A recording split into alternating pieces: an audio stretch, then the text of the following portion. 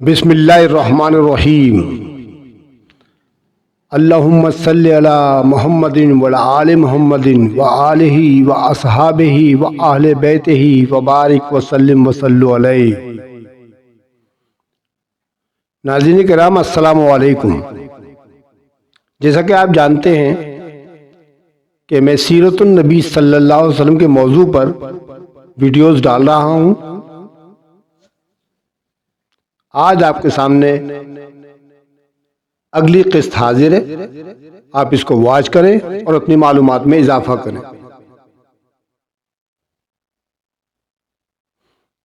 آج کی ویڈیو میں ہم آپ کو اپنے پیارے نبی حضرت محمد مصطفیٰ صلی اللہ علیہ وآلہ وسلم کا شجرہ نسب یا نسب نامہ پیش کر رہے ہیں، اور ان میں سے کچھ شخصیتوں کے تھوڑے بہت حالات آپ کے سامنے پیش کرتے ہیں۔ آپ اس کو واچ کریں۔ حضرت محمد صلی اللہ علیہ وسلم کی ایک حدیث ہے جس میں آپ نے ارشاد فرمایا، میں محمد بن عبداللہ بن عبد المطلب بن ہاشم بن عبد مناف بن قصا بن کلاب بن مرت بن کعب بن لوا بن غالب بن فہر بن مالک بن النضر بن کنانہ بن خزیمہ بن مدرکہ بن الیاس بن مزر بن نزار بن معاد بن عدنان ہوں۔ آپ نے اس حدیث مبارکہ میں اپنا پورا شجرہ نسب بیان کر دیا۔ تھوڑی سی میں گزارش آپ کے سامنے یہ کروں کہ آپ کو پتہ ہوگا کہ ہمارے پیارے نبی حضرت محمد مصطفیٰ صلی اللہ علیہ وسلم کا تعلق بنی اسماعیل سے ہے۔ حضرت ابراہیم علیہ السلام کے تاریخ اسلام میں دو بیٹے بڑی شہرت رکھتے ہیں جو نبی بھی تھے۔ ایک تو تھے حضرت اسماعیل علیہ السلام جو بڑے بھائی تھے، اور دوسرے تھے اسحاق علیہ السلام جو چھوٹے بھائی تھے۔ حضرت اسحاق علیہ السلام کے بیٹے کا نام یعقوب علیہ السلام تھا، جن کا لقب اسرائیل تھا۔ تو چنانچہ ان کی ساری جتنی بھی اولاد پیدا ہوئی، نسل پیدا ہوئی، وہ سب بنی اسرائیل کہلاتی ہے، اور اس میں ہزاروں کی تعداد میں پیغمبر مبعوث کیے گئے بنی اسرائیل میں۔ لیکن حضرت اسماعیل علیہ السلام کی اولاد میں صدیوں تک کوئی نبی نہیں آیا سوائے حضرت محمد مصطفیٰ صلی اللہ علیہ وآلہ وسلم کے۔ تو آپ کا شجرہ نسب جو ہے حضرت ابراہیم علیہ السلام اور حضرت اسماعیل علیہ السلام سے مل جاتا ہے۔ آپ صلی اللہ علیہ وسلم کے جد امجد جو ہیں حضرت ابراہیم علیہ السلام ہیں۔ اب آپ کی سمجھ میں بات آ گئی ہوگی۔ جیسا کہ میں نے بھی کہا تھا کہ آپ صلی اللہ علیہ وسلم کے نسب نامے میں سے جتنے حضرات ہیں وہ سب بابرکت ہیں۔ ان میں سے چند کے حالات میں بیان کر دیتا ہوں تاکہ بعد میں واقعات بیان کیے جائیں حضرت محمد صلی اللہ علیہ وسلم کی زندگی کے، تو آپ کو پہلے سے ان کے بارے میں پتہ ہو۔ تو چلتے ہیں۔ تو آپ کے آباء و اجداد میں سب سے پہلے میں حضرت عبد المطلب کے بارے میں کچھ حال بیان کرنا چاہتا ہوں، ان کے حالت زندگی بیان کرنا چاہتا ہوں، آپ اپنی معلومات میں اضافہ کریں۔ حضرت عبد المطلب رضی اللہ تعالی عنہ ہمارے پیارے نبی حضرت محمد مصطفیٰ صلی اللہ علیہ وسلم کے پیارے دادا تھے۔ حضرت عبد المطلب کے والد کا نام حضرت ہاشم جو حضرت عبد مناف کے بیٹے تھے۔ عبد المطلب کا اصل نام شیبہ تھا۔ آپ بچپن ہی سے بہادر اور بہت سی بہترین خصوصیات میں یکتا تھے۔ آپ کے والد حضرت ہاشم کا انتقال آپ کے بچپن ہی میں ہو گیا تھا۔ آپ کے چچا جن کا نام مطلب تھا، آپ کو لے کر یہ سب سے مکے آ گئے۔ آپ کے مکے آنے کا واقعہ بھی بڑا دلچسپ ہے۔ جب آپ کے چچا آپ کو لے کر مکے میں داخل ہوئے تو لمبے سفر کی وجہ سے، جو کہ یثرب سے مکے کا سفر تھا، اس وجہ سے شیبہ یعنی عبد المطلب کی حالت بری ہو چکی تھی۔ سفر کی وجہ سے آپ خاک آلود ہو رہے تھے، آپ کے کپڑے ملگجے یعنی میلے میلے لگ رہے تھے۔ مکے کے لوگوں نے جب مطلب کے ساتھ ایک خوبصورت بچہ دیکھا تو انہوں نے مطلب سے پوچھا کہ یہ لڑکا کون ہے؟ مطلب نے مذاقاً اپنے بھتیجے کے بارے میں کہا کہ یہ میرا عبد یعنی غلام ہے۔ مکے میں شہرت پھیلتی چلی گئی کہ مطلب کا غلام بہت خوبصورت ہے۔ لوگ اس کو دیکھنے کے لیے آنے لگے اور اس کو عبد المطلب کے نام سے پکارا جانے لگا، اور پھر آپ کو زندگی بھر عبد المطلب ہی کہا گیا۔ آپ کا اصل نام شیبہ لوگوں کو یاد ہی نہ رہا۔ آپ کے چچا نے ان کے جوان ہونے کے بعد قبیلے کی سیادت اور قیادت ان کے حوالے کر دی۔ پھر آپ کی شادی کر دی گئی۔ کچھ مدت کے بعد ان کا ایک بیٹا پیدا ہوا جس کا نام حارث تھا۔ آپ مکے کی ایک معزز شخصیت بن چکے تھے۔ ان کی زندگی کے 2 واقعات میں آپ کے سامنے پیش کرتا ہوں، آپ ان کو واچ کریں، سنیں اور اپنی معلومات میں اضافہ کریں۔ ایک بات کی میں وضاحت کر دوں کہ حضرت عبد المطلب ایک خوبصورت اور حسین شخصیت تھے، اور یہ سارا حسن اور یہ خوبصورتی کس وجہ سے تھی؟ نور محمدی صلی اللہ علیہ وآلہ وسلم کا نور آپ کی پیشانی میں چمک رہا تھا۔ اب میں آپ کے سامنے واقعہ پیش کرتا ہوں۔ اس واقعے کا میں ایک عنوان منتخب کر دیتا ہوں، زمزم یعنی آب زمزم، زمزم کے کنویں کی دریافت۔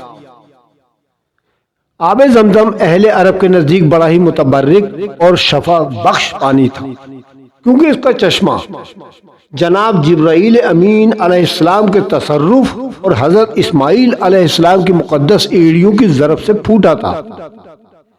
اس لیے محبت والے اسے محبت کے حوالے سے پیتے تھے اور احترام و عقیدت کی نظر سے دیکھتے تھے۔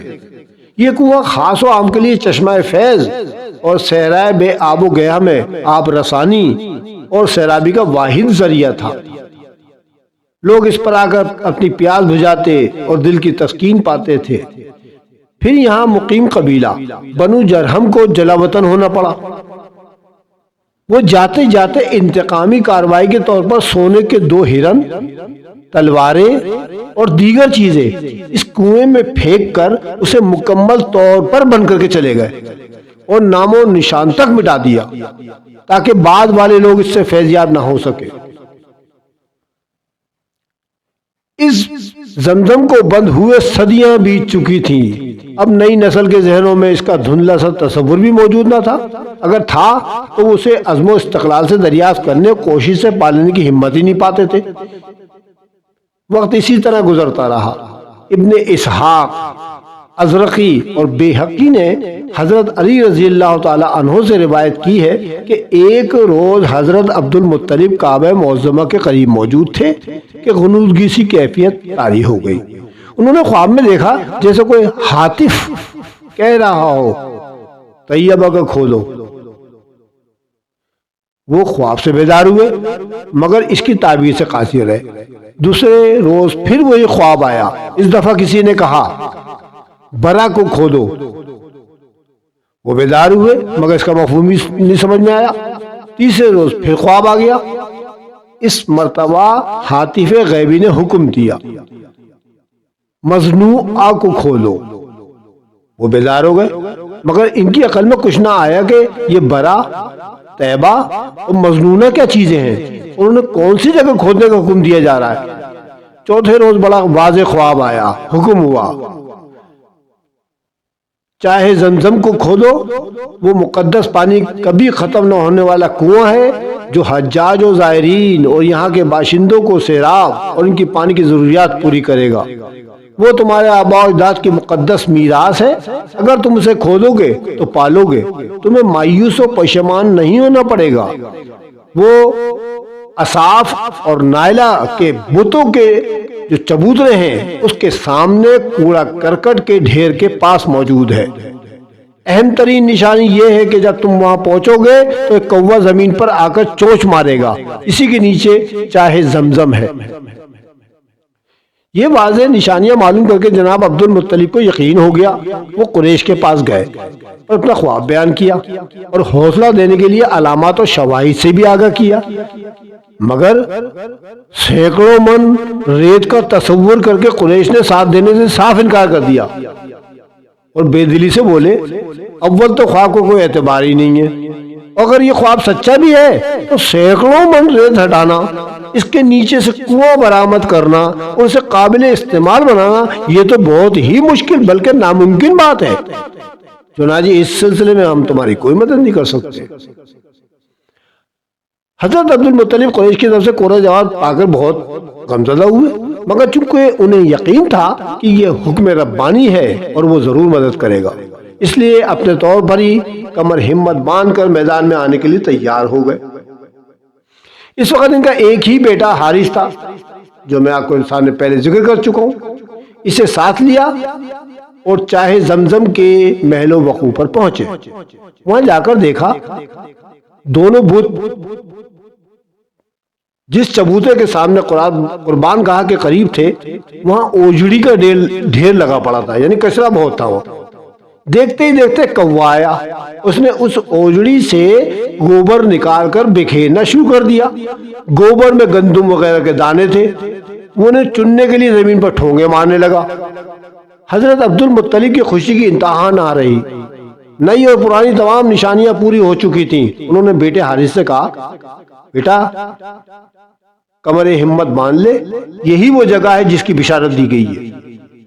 جب وہ جگہ کھودنے لگے تو قریش حوصلہ افزائی کے بجائے حوصلہ شکنی اور اعتراض کرنے کے لیے آ گئے کہ آپ لوگ بتوں کے چبوترے کی بے حرمتی کر رہے، یہ ہمارے بت رکھے ہوئے یہاں پر اور آپ یہاں پر جو ہے کھڈا کھود رہے۔ مگر حضرت عبد المطلب نے ان کی کسی بات پر کان ہی نہیں دھرا اور باپ بیٹا سب سے بے نیاز ہو کر اپنے کام میں لگے رہے۔ عبد المطلب مٹی کھودتے تھے اور حارث زمین میں بھر بھر کر وہ مٹی دور دور پھینک آتا تھا۔ وہ اطاعت و فرما برداری کا پیکر بن کر شب و روز اس کام میں لگے رہے۔ آخر کار ان کی جد و جہد، خلوص بھری محنت اور دن رات کی عرق ریزی رنگ لائی۔ نیچے سے کنویں کی اینٹیں نظر آنے لگی۔ حارث خوشی سے چیخ پڑا، ابا جان کنواں مل گیا۔ آنند فانند پورے مکے میں یہ خبر پھیل گئی کہ صدیوں پرانا مقدس کنواں مل گیا ہے۔ سب لوگ زیارت کے لیے امٹ پڑے۔ قریش دوڑے آئے اور بولے، اے عبد المطلب، یہ ہمارے باپ اسماعیل کا کنواں ہے، اس میں ہمارا بھی حق ہے، لہذا ہمیں بھی اس میں شریک کرو۔ یہ بے جا دعویٰ سن کر تو حضرت عبد المطلب کو بڑا دکھ ہوا۔ بولے، بے انصافی اور ستم ظریفی کی بھی کوئی حد ہوتی ہے۔ جب میں نے تم کو اس کو کھودنے کے لیے بلایا تو کسی نے حامی نہیں بھری، ایک ٹوکری تک تو اٹھانے کا کوئی روادار نہیں تھا۔ سب دیکھتے تھے اور مذاق اڑاتے تھے کہ اچھا ہے باپ بیٹا مر کھپ رہے ہیں، اب کنواں مل گیا ہے تو حق جتانے کے لیے آ گئے۔ قریش تو اڑ گئے، بولنے لگے، خواہ کچھ بھی ہو ہم اس میں برابر کے شریک ہیں۔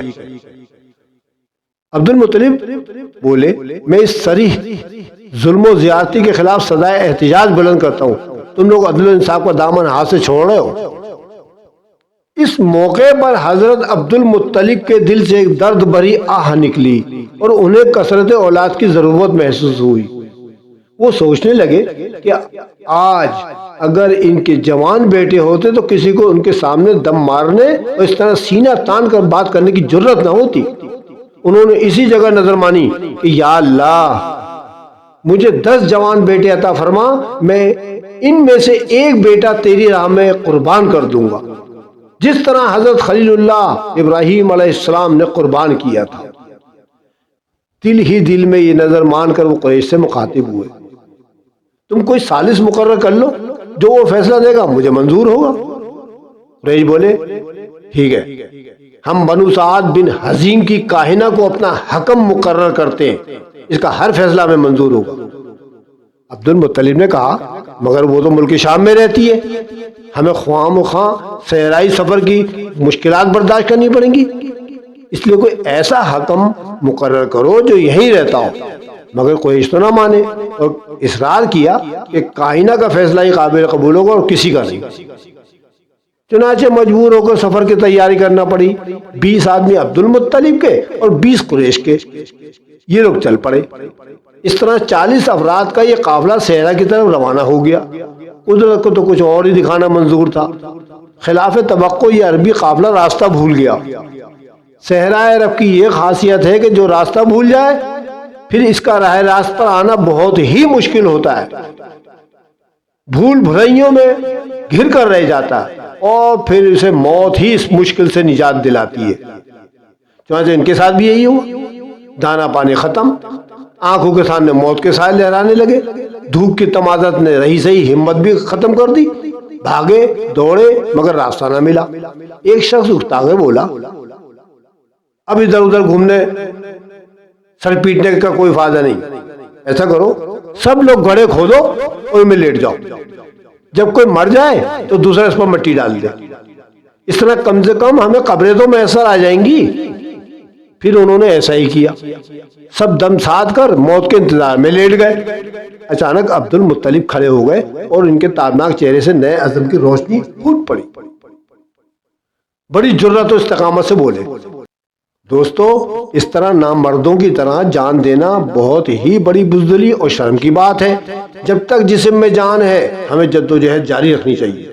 ممکن ہے پانی مل جائے اور ہم اس صحرا سے نکلنے اور جان بچانے میں کامیاب ہو جائیں۔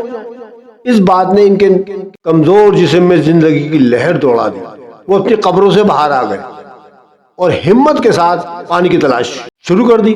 جو ہی حضرت عبد المطلب نے اپنی اونٹنی اٹھائی تو یہ دیکھ کر دنگ رہ گئے کہ اس کے نیچے سے پانی کا چشمہ پھوٹ رہا ہے۔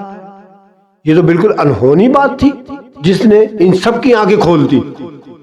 انہوں نے فوراً اپنی پیاس بجھائی، چھاگلیں بھری، پھر بولے چلو واپس چلے۔